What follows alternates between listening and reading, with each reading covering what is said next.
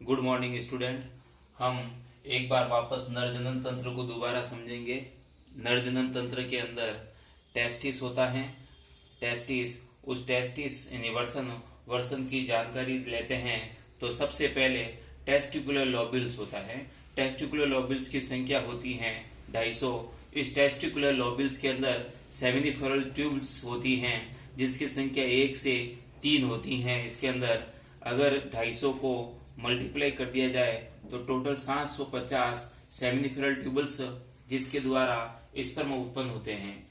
ये रेट्री टेस्टिस से होते हुए वासा एफरेंसिया से होते हुए आगे एपिडिडाइमिस में प्रवेश करते हैं और एपिडिडाइमिस जहां पर इनको पोषण प्राप्त होता है, फिर एपिडिडाइमिस से वासा डेफरेंस से होते हुए वासा डेफरेंस, ये वापस मैं आ जाता हूँ टेस्टिस के अंदर, वासा डेफरेंस से होते हुए आगे की ओर इस तरह से बढ़ता हुआ नजर आ रहा है, जो जिन पर 3 सहायक ग्रंथियां इसके पास में जो इनको पोषण प्रदान करती हैं। नंबर 1 है सेमिनल वेसिकल ग्रंथि, दूसरी है बल्बो यूरिथिल ग्रंथि और तीसरी एक ग्रंथि और होती हैं जिसको कहते हैं प्रोटेस्ट ग्रंथि।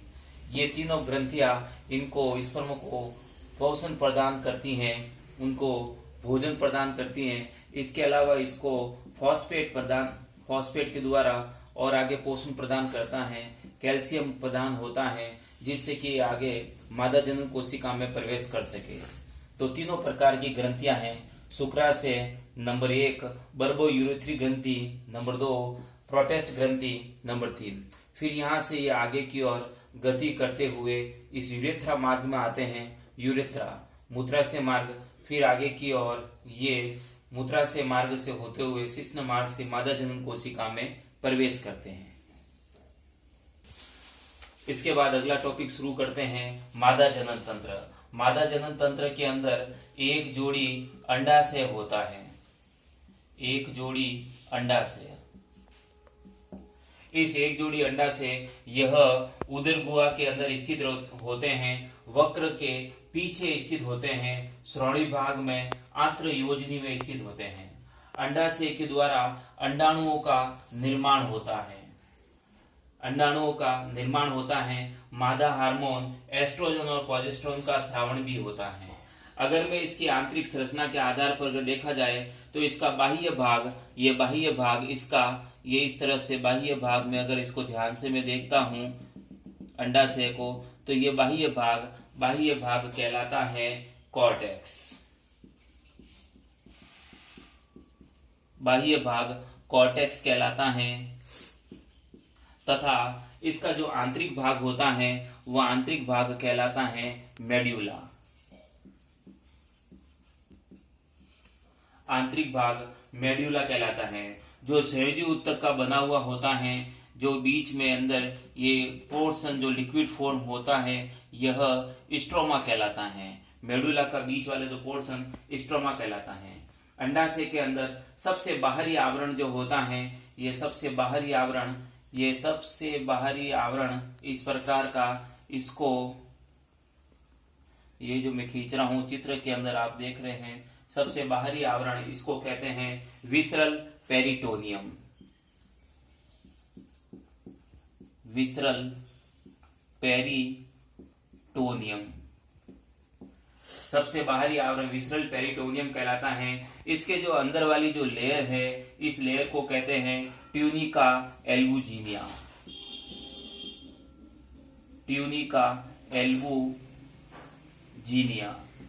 अंदर वाली लेयर को कहते हैं ट्यूनिका एल्बुजिनिया। ये ट्यूनिका एल्बुजिनिया सफेद संयोजी ऊतक से निर्मित होती हैं।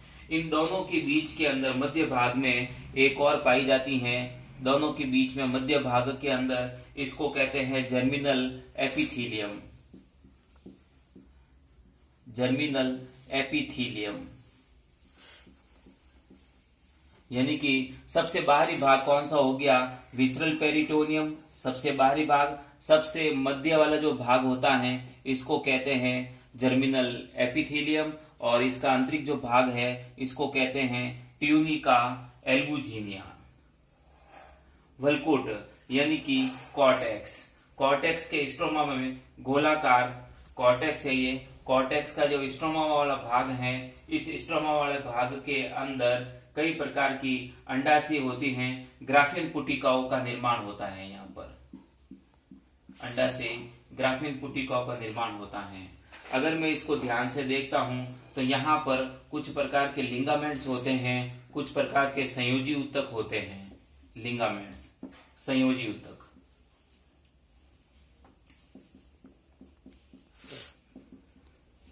लिंगामेंट्स होते हैं। इस लिंगामेंट्स के अंदर ब्लड वेसल्स भी होते हैं, ब्लड वेसल्स होते हैं।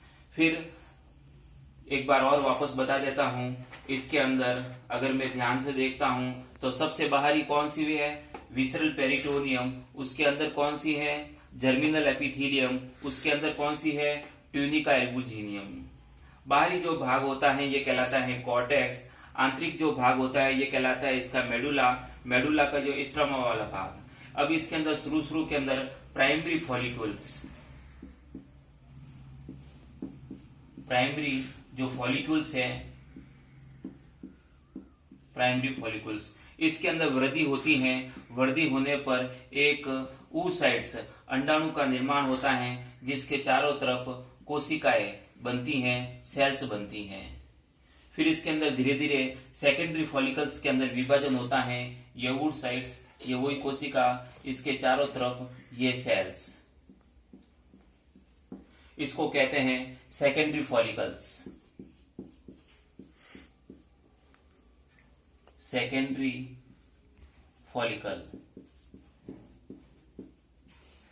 इस सेकेंडरी फॉलिका के आगे की ओर और विभाजन होने पर एक अलग तरह से एक रचना बन जाती है। ये oocytes चारों तरफ झिल्ली और इसके पास में वही चारों तरफ सेल्स है, और इसी सेल्स से एक सी आकार की एक रचना बन जाती है, सी आकार की एक रचना बन जाती है जो, और इसके बाहर एक सेकेंड टर्सरी, ये तो प्राइमरी, इसके बाहर ये सेकेंडरी